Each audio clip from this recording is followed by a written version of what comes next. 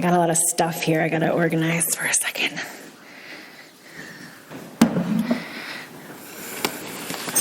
Never thought I'd know what it felt like to be a prop comedian, but here I am.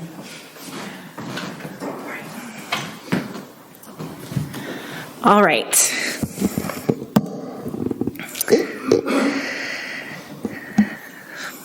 My talk today is called Existentialism versus Propaganda. And I've done a lot of thinking about how deeply to go into propaganda in order to give you a firm idea of what I'm talking about without repeating a lot of propaganda and depressing us all thoroughly, right? Yes, you're welcome. I hope I do a good job of it. I'll do my best to talk about the experiences that brought me around to thinking this bunch of ideas without, taking us all to a deep, dark place. After all, this is supposed to be a celebration of life, right? So I'm not sure how many of you use the app TikTok. Anybody? I didn't think so. Okay. So I recognize that I'm of a different generation of most of you, and that even most people in my own generation think that I'm too old to be weighing in on this. But I do use TikTok, which is an app on your phone where you can watch or post short little videos about just about anything. I'm more of a watcher than a poster.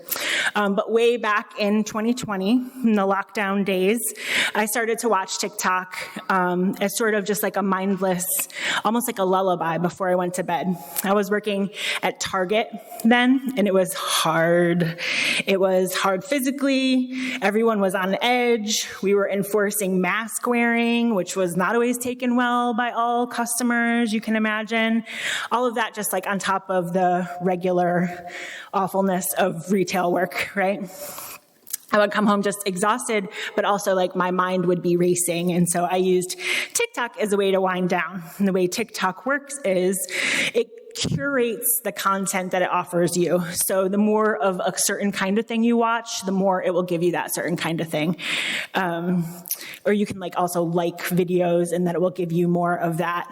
And so for me, what ended up being in my offered feed was kittens, very cute, choreographed dance numbers and show and tell of what people were doing. How lots of people got into baking sourdough bread and stuff like that. It was very seemingly innocent. And so it was weird to think about it in this controversial way, because it's I just was watching kittens, crafty stuff like that. And so I have been a librarian, and I have very versed in, and interested in my own digital privacy, and that's what a lot of the controversy is about TikTok, right? That mostly that China, because this app originates in China, is using it to steal our data. But when I was watching those kittens, I just didn't care. I was if these kittens get me through, I'm going to watch the kittens, But it became this habit. And so fast forward 5 years of pretty much consistent video watching, to this last year when TikTok has been under especially a lot of scrutiny by Congress, has been threatened to be banned. And I'm not going to get into all that, but it's all this conjecture. So basically everybody who uses TikTok has known for the last year or so that it's probably going to be banned. And one day we'll go to open up the app and it just won't be there. I just figured when it happens, And then, luckily on a night when I was totally exhausted a couple of weeks ago, it happened. There had been lots of guesses on what would actually happen when it was gone, what will it look like what will be there? Will it just be frozen? Will it be a black screen? Will there be some error message? What actually happened was when you opened the app, a message popped up, a little digital error message, instead of some error or some by the way, TikTok has been banned. This is what it said. Sorry, TikTok isn't available right now. A law banning TikTok has been enacted by the US.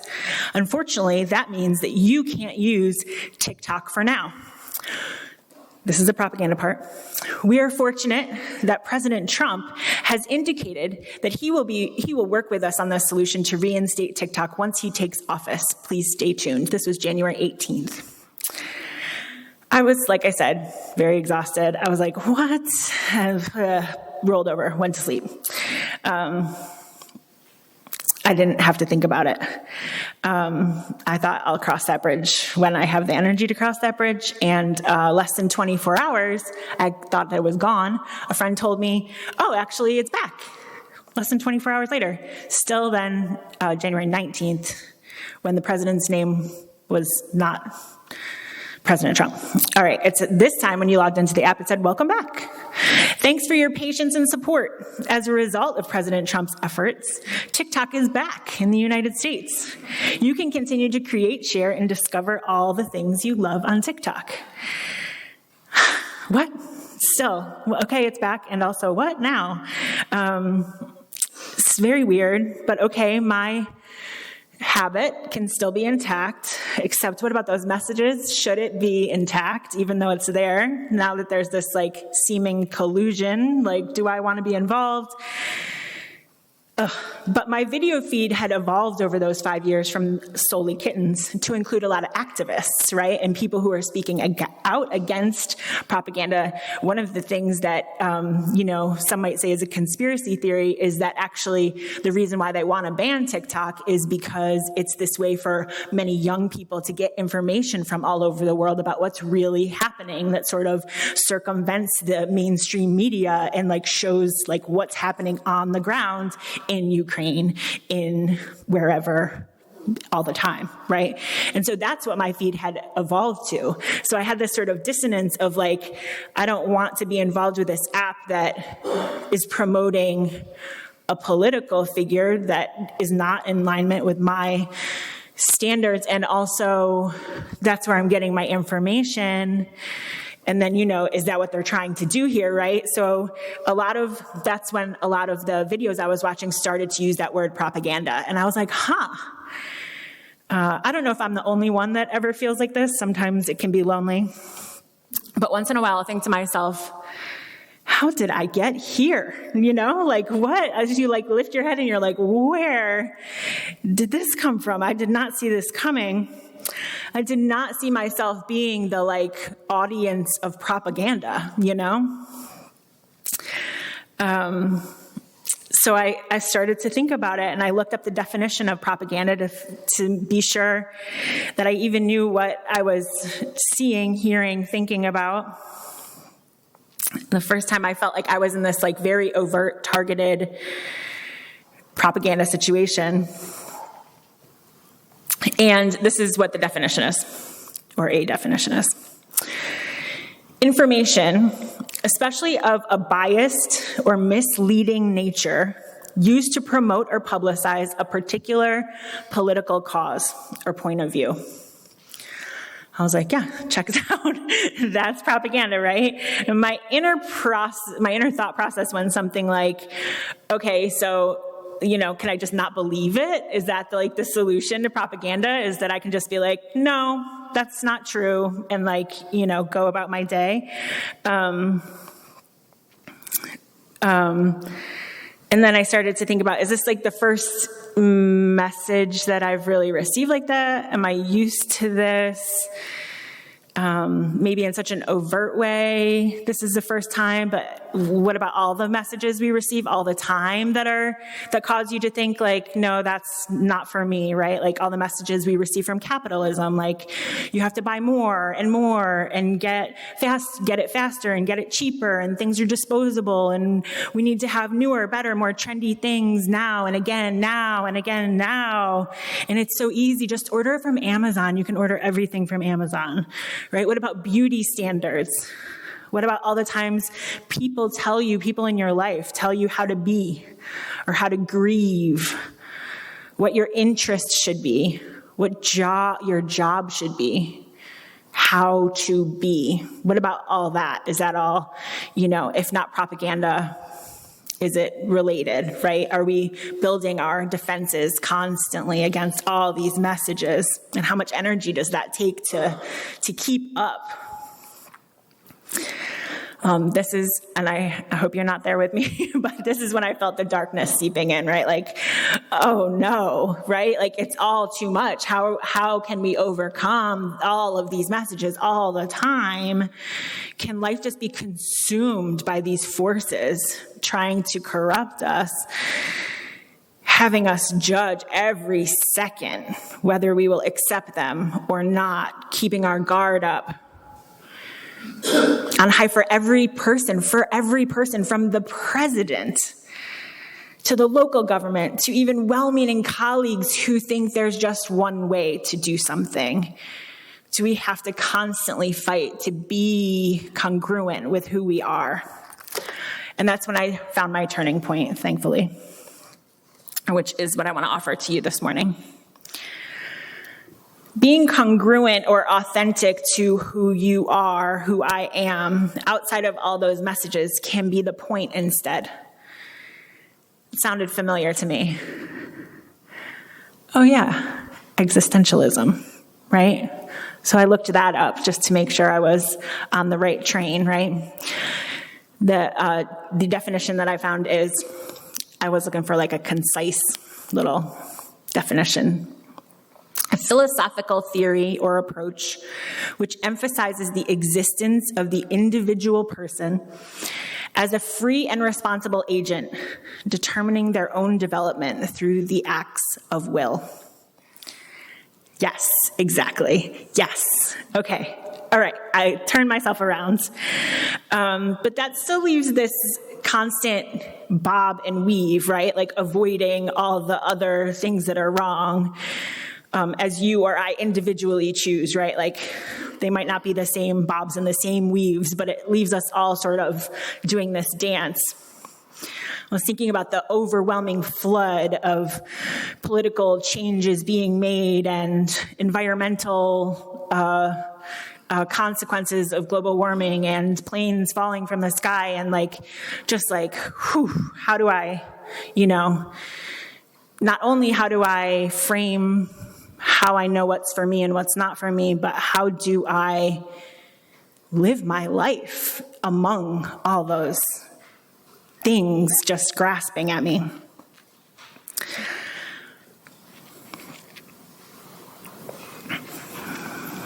After deciding that I won't be absorbing those messages and deciding I should fight against them, speak out, ignore. Should I ignore them instead? Maybe that'll give me a little bit more peace. And I do agree that you have to choose your battles, but I also don't want that to be like the subtitle of my life, right? Like Sara Drew, she was good at choosing her battles, I want to live my life instead of choosing battles. Ugh. So my classic response would have been what I've been doing for years and years, a lifetime perhaps, is we need to organize. We need to protest.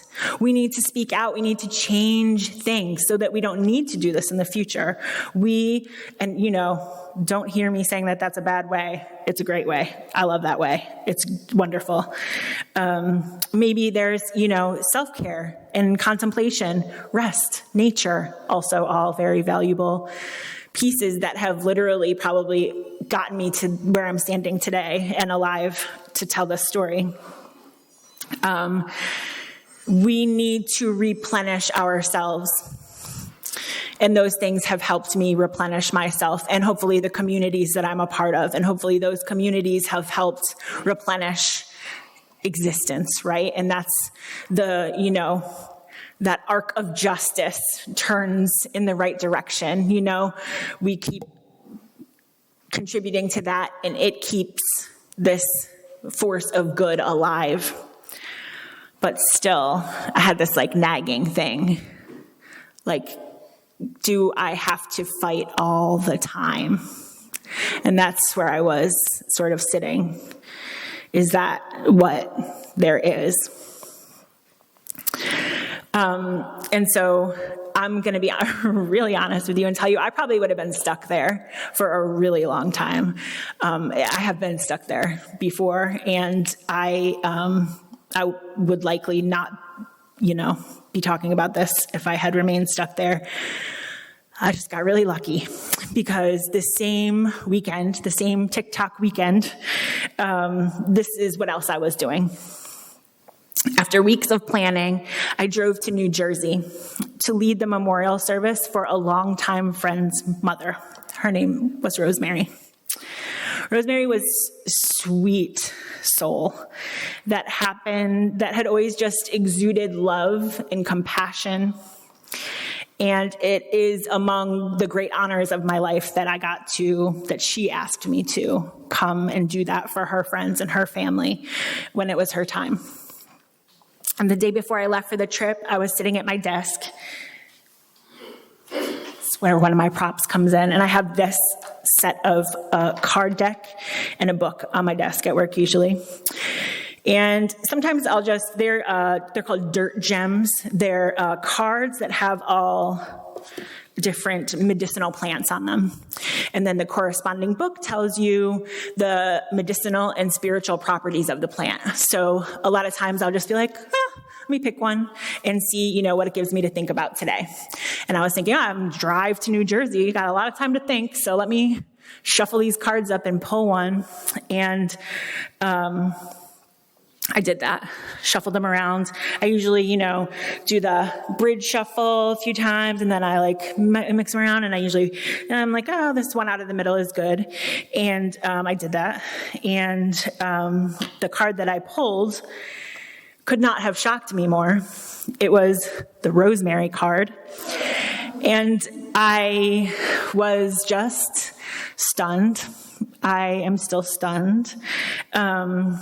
More than that, part of the description, which I won't read because it's like a page-long description for each one, but part of the description for Rosemary is that it represents a cross space and time kind of love. And I am still thinking about that, blown away by that. I don't really believe in coincidences, but whoa, right? That's one. So I drove for 12 hours the next day, sang at the top of my lungs the whole way, got a lot of that angsty energy out, sort of prepared my headspace for this memorial service. I met my friend and helped put together displays of photos that would be displayed at the memorial service. We got up really early the next day, put on my best and most ministerial dress, and we had visitation. We had a formal service. We had a graveside service. We had lunch. We had drinks after lunch. It was beautiful, and everyone was so heartfelt in their offerings about Rosemary, and I was so fulfilled and so tired. But I had dinner plans with a friend, one of my favorite friends that I hadn't seen in 5 years. And as I sat across the restaurant table from her, I felt like she was just pouring a pitcher over my head. Like she was filling me up with love. Like I had a little video game meter of life, and it was like beep, beep, beep, beep, beep, beep, beep. And she was just filling me up. And it struck me. Just by the sheer fact of being in her presence. She wasn't saying anything particular about me, or I was just with her, hearing her voice.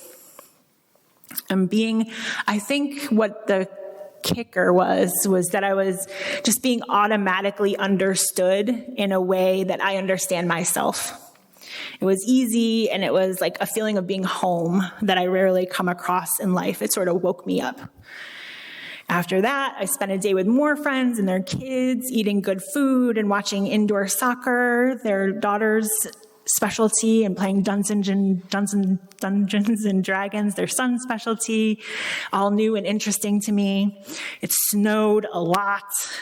I drove home trying to integrate all of these pieces, right? The propaganda and the existentialism and all of it.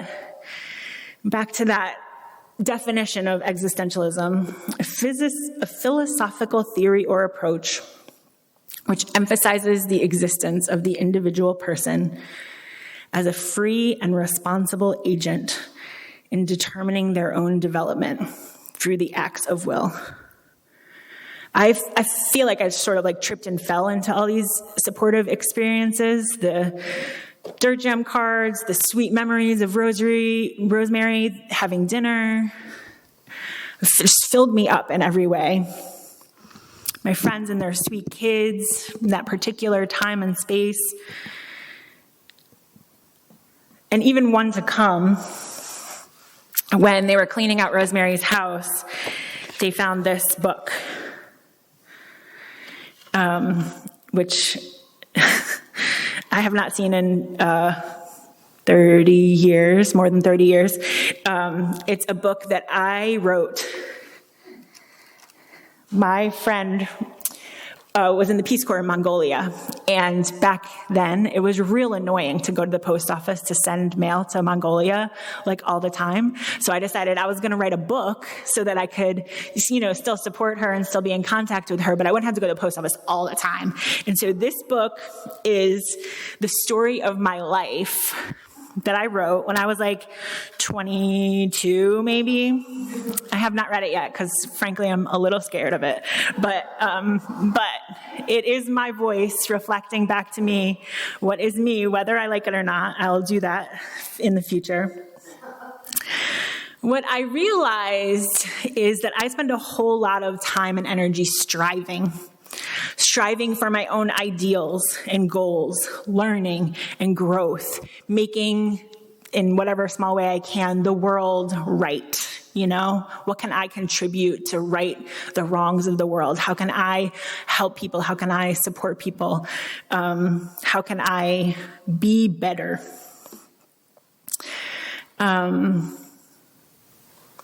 And I'm not really worried that maybe I should be more worried, but I'm not really worried that I'll be a victim of propaganda. I feel like I have a very firm, meter of, what's for me and what's not for me.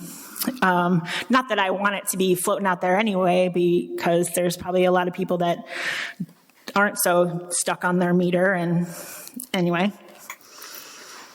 But that's also striving, right? It's like this constant surrounding of a barrier that requires with a guard, I'll let this in, I won't let this in, constantly. And for me, even times of rest, all those good things, right? Rest and